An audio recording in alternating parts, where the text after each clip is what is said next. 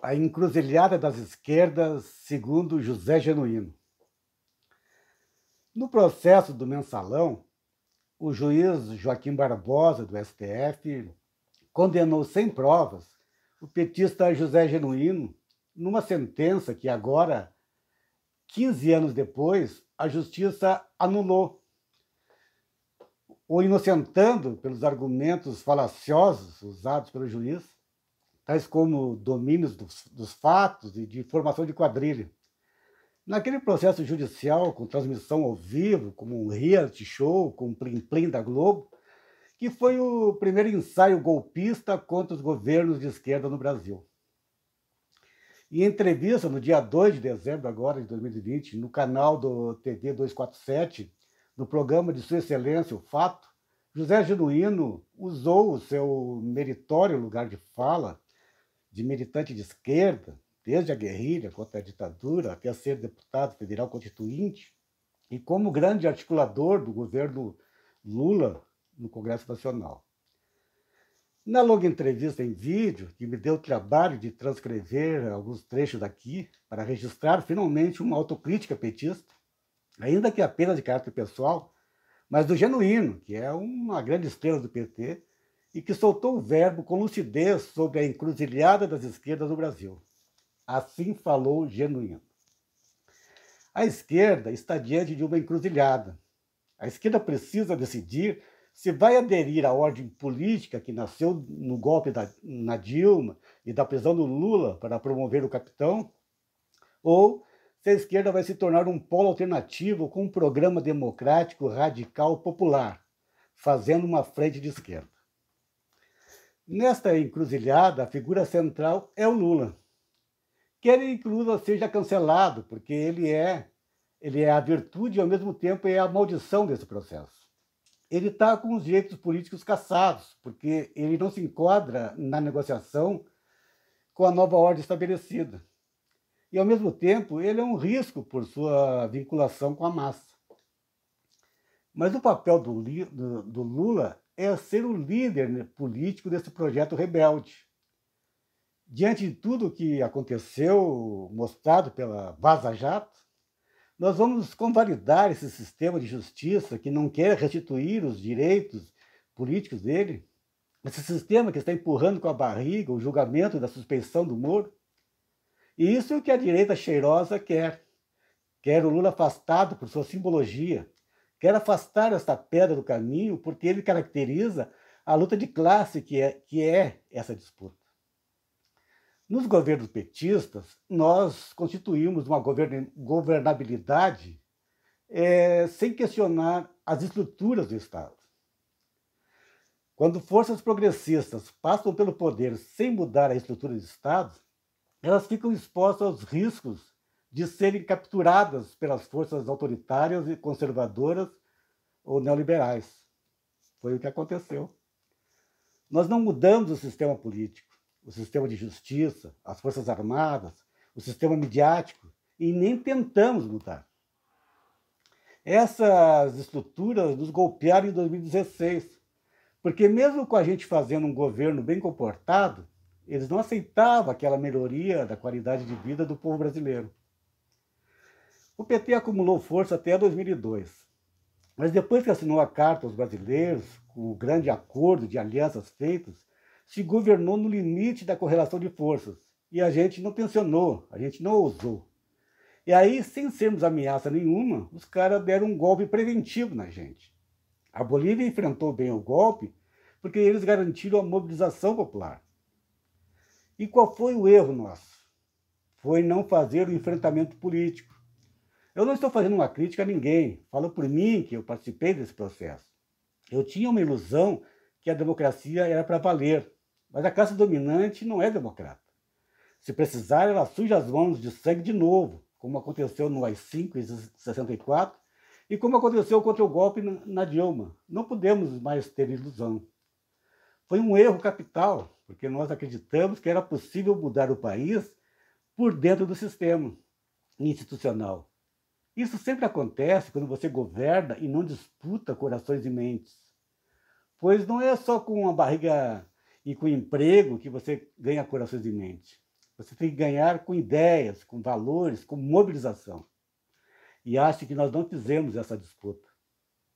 Defendo uma frente de esquerda com o PSOL, com o PCdoB e com a intelectualidade progressista, buscando setores do PDT e do PSB. Não devemos responder aos desaforos do Ciro, pois ele vai ser o anti-esquerda e nunca vai ser acolhido pela classe dominante devido aos seus arroubos. Acho que foi uma grande vitória o Boulos ter surgido. Boulos tem uma formação de esquerda, é um cara muito capaz, mas não deve ser visto como o sucessor de Lula. Devemos estabelecer uma parceria com o PSOL, que é um fato novo, mas sem essa de um substituir o outro, pois o Lula tem um papel, uma história que é fundamental para a esquerda. Se a esquerda aceitar colocar a cabeça do Lula na bandeja da negociação nessa luta de classes, amanhã cortarão a cabeça da nova liderança que surgir. Isso não significa que o Lula tenha que ser o candidato de 2022, apenas que ele e ninguém deve ser descartado de antemão pela frente de esquerda. As grandes transformações sociais na América só se realizaram com grandes lideranças, tipo Vargas e Perón. Depois de acabar com a era Vargas das leis trabalhistas, a direita hoje quer acabar com a era Lula, pela simbologia dos direitos sociais. Faço uma autocrítica das minhas experiências socialistas, mas bato no peito. Se não fosse a esquerda nesses 150 anos de capitalismo, a humanidade estava muito pior. A jornada de trabalho, os direitos das mulheres, a aposentadoria, o estado de bem-estar social. Isso faz parte do patrimônio da esquerda. A esquerda não pode ficar se acovardando com medo de se assumir socialista. Quem, nesta eleição de 2020, disse a verdade sobre a irresponsabilidade do presidente sobre a pandemia? Quem disse a verdade sobre as queimadas, sobre o isolamento internacional do país? Se a gente não diz isso e vai para a eleição com os bons modos, fortalece a extrema-direita. A Manuela fez esse discurso lá, bem comportada, e os caras botaram o bicho-papão do comunismo na mesa do debate. Nesse sentido, a campanha do Boulos foi inteligente em São Paulo. Fez um discurso de esquerda e politizou. Os militares nunca aceitaram nem a redemocratização no Brasil pactuada na Constituição de 1988. Agora, quando eles ouviram dos bolsonaristas o clamor pela volta dos militares, eles acharam a coisa mais linda.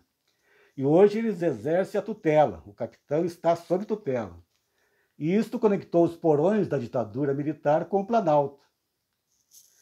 No caso da Comissão da Verdade, eu acho que a gente devia ter instalado ela em 2003, e não só em 2011. Os militares dizem que a política não entra nos quartéis.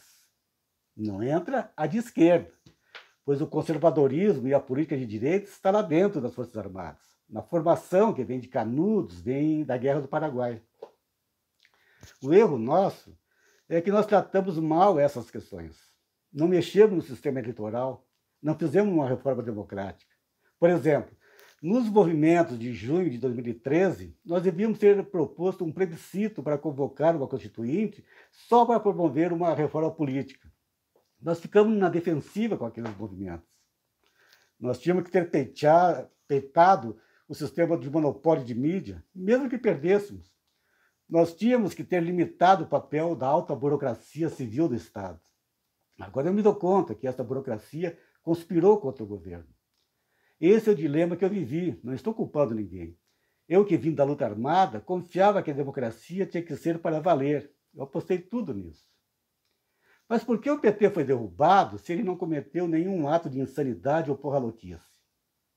Porque aquelas vantagens que a gente estava propiciando para melhorar a vida material do povo não batia com a concepção elitista, escravocrata e de concentração de renda da burguesia brasileira. E quando nós fizemos uma aliança com ela, temos o Banco Central, temos o Ministério da Fazenda, demos demais. São lições importantes.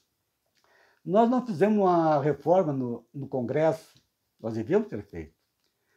Cometemos um erro permitir o ativismo judicial com a politização do judiciário. Hoje, quem perde uma votação na Câmara entra no Supremo. Também, quando demos toda a força ao Ministério Público para enfrentarmos a tutela militar, acabamos só criando outra tutela tão ruim quanto. O Poder Judiciário tem uma tradição conservadora na história do Brasil. ele nunca contraria o sistema econômico. Eles até posam de progressistas quando discutem homofobia, direito das mulheres, mas quando discutem sistema financeiro, capital, aí é ordem sagrada. Nós temos que fazer uma avaliação das debilidades do PT para solucioná-las, e não para fazer a penitência de se ajoelhar no milho, porque o que a direita quer é que a esquerda se ajoelhe e bata nas costas, nós erramos, e assuma a culpa por tudo de errado que eles fizeram no país. A minha vida é só isso. Eu não me formei, não tenho título de doutor, não tenho propriedades, moro na mesma casa faz décadas, tenho só uma vida com 3 quarentenas. Uma de 5 anos na prisão da ditadura, uma de 1 ano e meio pelo mensalão e agora a da crise sanitária da pandemia. A minha vida está vinculada com o meu sonho de utopia para a humanidade melhor, concluiu José Genuíno. Para concluir esta crônica, eu, irmão do Gildo Lima, que foi velado, sepultado com a bandeira do PT sobre o caixão, declaro que a análise do Genuíno me representa e que concordo plenamente com ele sobre a importância do PT e especialmente do Lula. Declaro isso enquanto um ex-petista que foi por 20 anos um dedicado militante partidário e sindical nos servidores públicos municipais, naquela geração de Olívio Dutra, Zé Luiz e Clóvis Dingel Fritz, que fundou o Partido dos Trabalhadores, partido do qual tive que me desfiliar por também me sentir expulso na ocasião dos expurgos de vários militantes petistas contrário à reforma da Previdência do Serviço Público do governo Lula.